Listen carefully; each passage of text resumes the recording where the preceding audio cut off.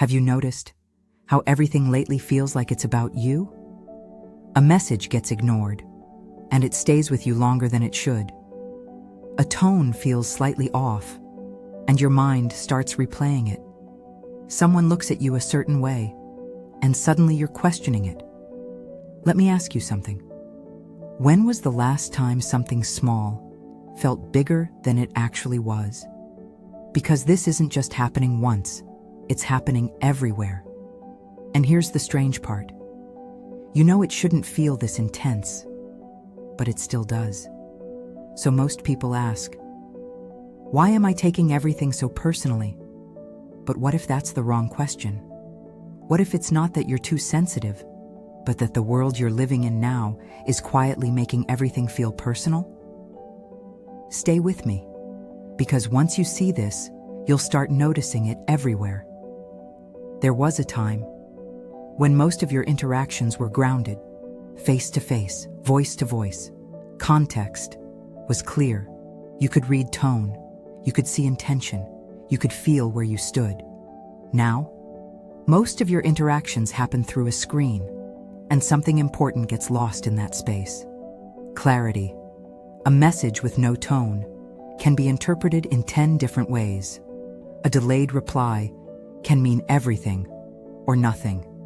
A short response can feel cold, even when it isn't. And your mind? It doesn't like gaps, so it fills them with guesses, with assumptions, with past experiences. And most of those guesses lean negative. Not because something is wrong with you, but because your brain is built to scan for threat. So when information is missing, your system doesn't say, this is probably fine. It says, what if it's not? And just like that, something small starts to feel personal. But that's only part of it.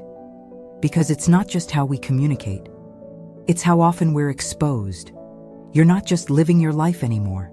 You're constantly seeing other people's lives, their highlights, their opinions, their reactions, their choices. And whether you realize it or not, your system is responding to all of it.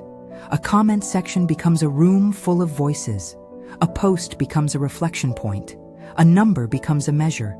And slowly, everything starts to feel like it involves you, even when it doesn't, because your attention is being pulled in too many directions at once.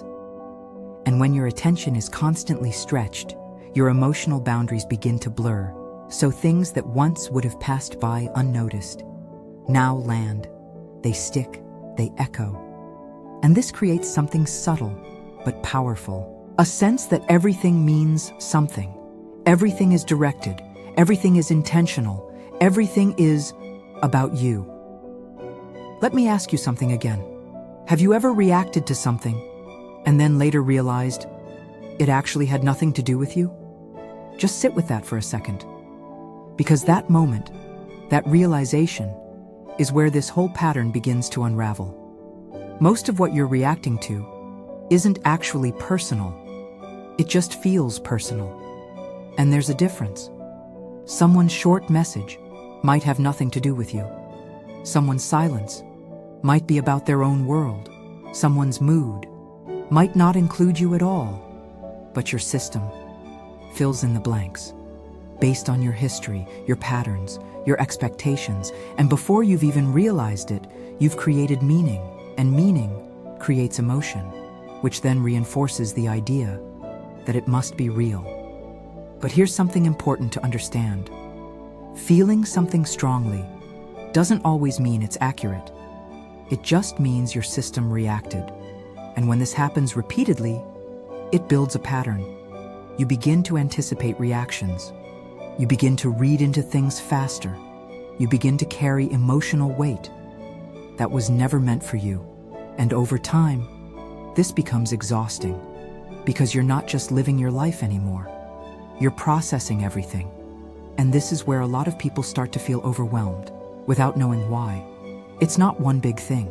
It's 1,000 small things that all feel like they matter, that all feel like they mean something, that all feel like they need your attention. But here's the shift. Not everything that feels personal is personal. And learning to separate those two things changes everything because it gives you something back.